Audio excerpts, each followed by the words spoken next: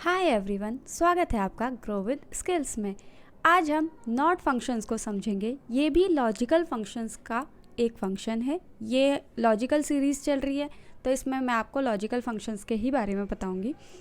तो आज का जो फंक्शन है वो है नॉट फंक्शन। सबसे पहले हम ये बात करेंगे कि नॉट फंक्शन को हम यूज़ क्यों करेंगे और नॉट फंक्शन करता क्या है। नॉट फंक्शन क्या करता है, कोई भी ऐसा सिनेरियो, कोई भी ऐसी कंडीशन जहाँ पर हमें लगे कि हमने जो लॉजिकल कंडीशन दे रखी है, ठीक है, उसका जस्ट अपोजिट हमें आंसर फाइंड आउट करना है, तो हम नॉट फंक्शन का यूज़ करेंगे। ठीक है, कोई भी ऐसी सिचुएशन, कोई भी ऐसी कंडीशन जिसका हमें एग्जैक्ट रिवर्स चाहिए हो, तो हम नॉट फंक्शन का यूज़ करेंगे। ठीक है, अब आपके सामने ये शीट ओपन है जिसमें मैं काफ़ी पहले से काम करती हुए आ रही हूँ। सेम सीट पे ही मैं आपको आज भी एक्सप्लेन करूँगी। हम क्या करेंगे, यहाँ पर हमारे पास मार्क्स हैं। ठीक है, हम रिमार्क निकालेंगे सबसे पहले, नॉर्मली जैसे हम निकालते हैं विद टोटल और एवरेज, आप किसी भी उससे रिमार्क निकाल सकते हैं। ठीक है, उसके बाद हम रिमार्क निकालेंगे नॉट फंक्शन से। ठीक है, उसके बाद आप देखिएगा दोनों में क्या डिफरेंस है। तो सबसे पहले रिमार्क निकालना सबको आता ही है, मैं फिर से एक बार बता देती हूँ। इक्वल टू आप प्रेस करेंगे, इफ़ देंगे। ठीक है, कंडीशन आप अपने अकॉर्डिंग कुछ भी दे सकते हैं जो आपको सूटेबल हो और जो आपको अच्छे से आती हो। ठीक है, मैं निकालती हूँ टोटल के थ्रू, आप एवरेज के थ्रू भी निकाल सकते हैं कि अगर एवरेज जो है वो 50 के आसपास या 50 से ऊपर है तो आप पास कर दोगे, एल्स आप फेल कर दोगे। ठीक है, या टोटल अगर 150 से ऊपर है तो आप पास कर दोगे, एल्स आप फेल कर दोगे। इट्स अप टू यू, आप कोई भी चूज़ कर सकते हैं।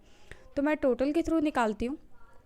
ठीक है, टोटल है मेरा इस सेल में, इसको मैं सिलेक्ट कर लूँगी और greater than equal to 50, sorry 150, total तो 50 से तो बात ही नहीं बनेगी। ठीक है, 150 के इक्वल या उससे बड़ा है तो आप करेंगे पास, और जब भी हम कैरेक्टर देते हैं उसे हम इन्वर्टेड कॉमा में देते हैं। ठीक है, अदरवाइज उसे कर देंगे फेल, सॉरी फॉल्स लिख रही थी मैं, फेल, ब्रैकेट क्लोज करेंगे, एंटर प्रेस कर देंगे, तो ये हो गया फेल। क्यों? क्योंकि ये कम है। ठीक है, अब फॉर्मूला कॉपी करेंगे, कंट्रोल डी भी आप कर सकते हैं सिलेक्ट करके, एल्स आप इसे ड्रैग कर सकते हैं। ठीक है, तो ये कुछ हैं जो फेल और पास हुए हैं।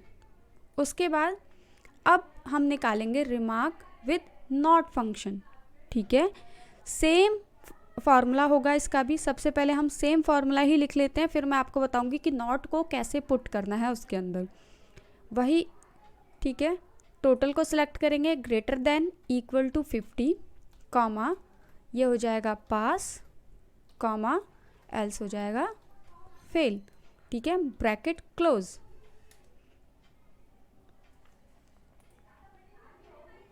सॉरी 50 दे दिया था मैंने, वापस F2 प्रेस करेंगे और यहाँ पे 150 दे देंगे, तो ये दोनों सेम ही आए हैं अभी। ठीक है, क्योंकि हमने इसमें अभी नॉट यूज़ ही नहीं किया है। अब हम नॉट यूज़ करेंगे, वापस जाएंगे सेल के अंदर। ठीक है, F2 प्रेस करेंगे, फार्मूला बार आपका ओपन हो जाएगा। अब आप देखिए जहाँ पर हमने ये इफ़ के बाद जो ब्रैकेट ओपन है इसके अंदर हम लिखेंगे नॉट।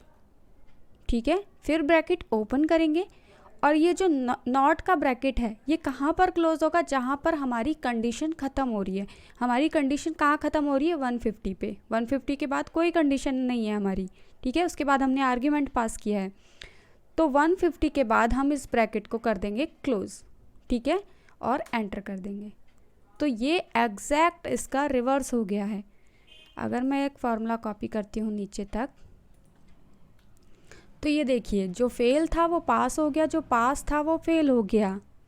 ठीक है, यही चीज़ मैंने आपको बताई थी कि कोई भी लॉजिकल कंडीशंस आपने अगर दे रखी है, आप उसका एग्जैक्ट अपोजिट रिजल्ट चाहते हैं, तो आप इजीली नॉट फंक्शन को यूज़ कर सकते हैं। आप इसमें भी जाके नॉट लगा सकते थे, F2 प्रेस करते आप नॉट लगा लेते, बट मैंने आपको दूसरे कॉलम में इसीलिए बताया ताकि आप दोनों में डिफरेंस देख पाएँ।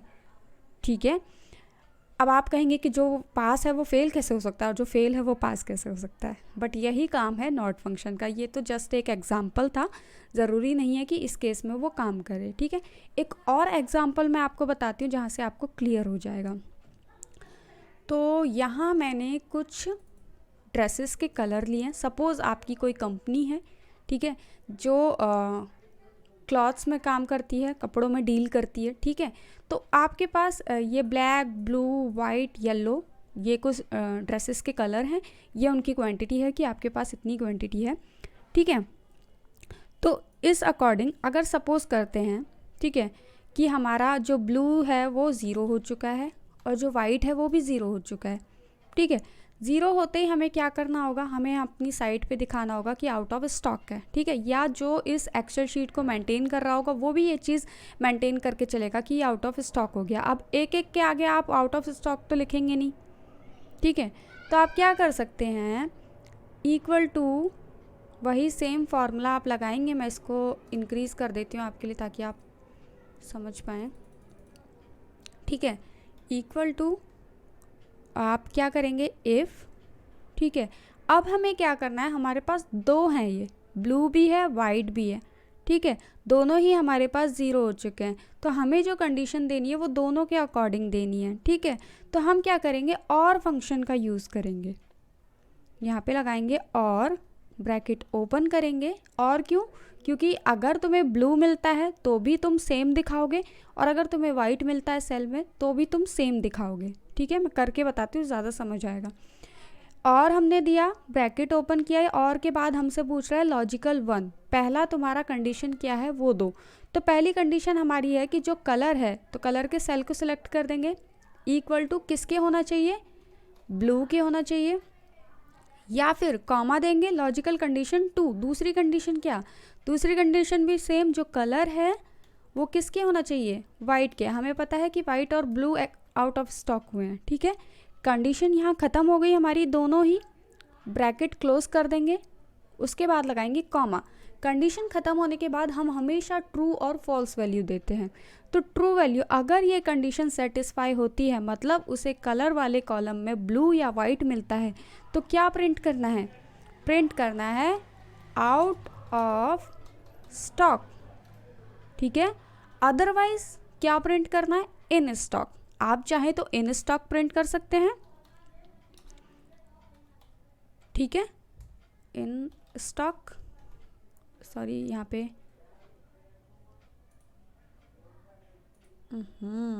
यहाँ पे मेरा इन्वर्टेड कॉमा रह गया था, ठीक है। इन स्टॉक करके आप यहाँ पे ब्रैकेट क्लोज कर देंगे, तो ये इन स्टॉक प्रिंट हो गया और ये दोनों आउट ऑफ स्टॉक प्रिंट हो गए, ठीक है। बट अगर आप इन स्टॉक प्रिंट नहीं कराना चाहते, आप चाहते हैं कि इसकी जगह एग्जैक्ट क्वांटिटी प्रिंट हो जाए, इन स्टॉक प्रिंट ना हो, ठीक है, तो आप क्या करेंगे, इस इन स्टॉक को हटाकर इसकी जगह पे सेल को सिलेक्ट कर लेंगे क्वांटिटी वाला, कि ये डिस्प्ले हो जाए। तो अब ये देखिए क्वांटिटी सिलेक्ट हो गई है, ठीक है। ये सपोज़ है हमारा। उसके बाद जैसे ही आपके मैनेजमेंट को पता चला कि ये दो ड्रेसेस आउट ऑफ स्टॉक हो चुकी है, तो उन्होंने ये परचेज़ कर ली, ठीक है। कुछ टाइम बाद आपको दोबारा ये सिनेरियो मिलता है कि जो ब्लू और वाइट है वो तो अब इन स्टॉक है, लेकिन उसके अलावा जो भी है वो आउट ऑफ स्टॉक हो चुकी है। तो मतलब इसका एग्जैक्ट अपोजिट सिनेरियो है ये, राइट। तो उस केस में हम क्या करेंगे, सपोज़ यहाँ पर हम इसको बढ़ा देते हैं और ये वाली हो गई है, ठीक है, ये ज़ीरो हो गई है अब, और अब ये ज़ीरो हो गई है, ठीक है। ये एग्जैक्ट सिनेरियो बिल्कुल क्या हो गया, उल्टा हो गया। उस केस में हम क्या करेंगे, मैं इसको कंट्रोल Z करती हूँ एक बार और इसको कॉपी करके इस तरफ लेके आती हूँ, ठीक है। और यहाँ पर हम चेंजेस करते हैं, इसको ज़ीरो करना है हमें इस बार और इसको ज़ीरो करना है, ठीक है। यहाँ ये ज़ीरो था और ये ज़ीरो था, अब बिल्कुल अपोजिट हो चुका है। जो हमारा पहले आउट ऑफ स्टॉक था वो अब इन स्टॉक है, मतलब उसमें हमें अब क्वांटिटी दिखानी है, ठीक है। तो हम क्या कर सकते थे, या तो यहीं पे हम फार्मूला चेंज कर देते, बट आपको डिफरेंस दिखाना है इसलिए मैं इसका फार्मूला यहाँ पर बताऊँगी।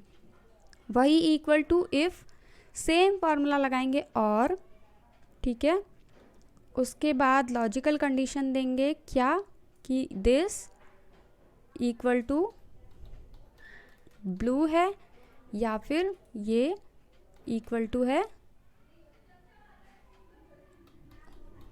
वाइट के, ठीक है। तो हमें देना है आउट ऑफ स्टॉक, ठीक है।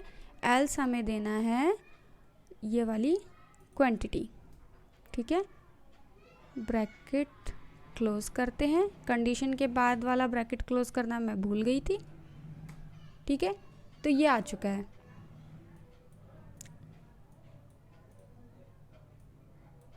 ठीक है। अब आप मुझे कहेंगे इसमें और इसमें डिफरेंस क्या है, ठीक है। इसमें और इसमें ये डिफरेंस है कि अभी मैंने इसमें नॉट फंक्शन यूज़ ही नहीं किया है, ठीक है।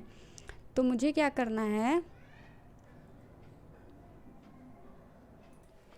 इसमें मुझे एक और चीज़ करनी है F2 प्रेस करके कि ये सिमिलर आए, ये E26 की जगह है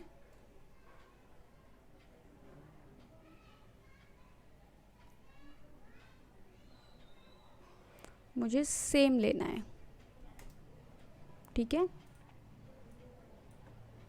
अब ये देखिए ये बिल्कुल सेम आ चुका है क्योंकि अभी इसमें नॉट यूज़ ही नहीं हुआ है, ठीक है। हमें इसको इसके जैसा बनाना है। तो हम क्या करेंगे, यहाँ पर F2 प्रेस करेंगे, ठीक है। और से पहले इफ़ के बाद जो ब्रैकेट ओपन हो रहा है उसके बाद हमें लिखना है नॉट, ब्रैकेट ओपन करना है, और जहाँ पर ये कंडीशन ख़त्म हो रही है वहाँ पर इस ब्रैकेट को क्लोज़ कर देना है। कंडीशन ख़त्म यहाँ पर हो रही है तो इस ब्रैकेट को क्लोज़ कर देना है और एंटर प्रेस कर देना है, ठीक है। और इसको नीचे तक लाना है। तो ये देखिए अब क्या हुआ, आउट ऑफ स्टॉक, यहाँ पे क्वांटिटी थी तो ये आउट ऑफ स्टॉक बन गया, यहाँ पर क्वांटिटी थी तो ये आउट ऑफ स्टॉक बन गया, लेकिन जो पहले आउट ऑफ स्टॉक थे वो अब आउट ऑफ स्टॉक नहीं है, ठीक है। क्योंकि उनमें क्या हुआ है, उनमें वैल्यू आ चुकी है, ये 260 और 500 ये इसमें अब वैल्यू आ चुकी है, ठीक है। इसीलिए ये आउट ऑफ स्टॉक नहीं है। अब समझ में आया। तो जहाँ पर भी हमारी जो कंडीशंस हैं उसका जस्ट हमें अपोजिट आंसर चाहिए होता है तो हम पूरा फार्मूला दोबारा ना लिख कर हम सिर्फ एक नॉट ऐड कर सकते हैं कि वो ऑटोमेटिकली उसका अपोजिट हमें आंसर मिल जाए, ठीक है। तो आज की वीडियो में इतना ही। आई होप आपको वीडियो पसंद आई होगी और समझ में आया होगा। अगर समझ में आया तो प्लीज़ लाइक कीजिए, शेयर कीजिए, सब्सक्राइब कीजिए, and I will see you on my next one. Thank you so much, bye bye.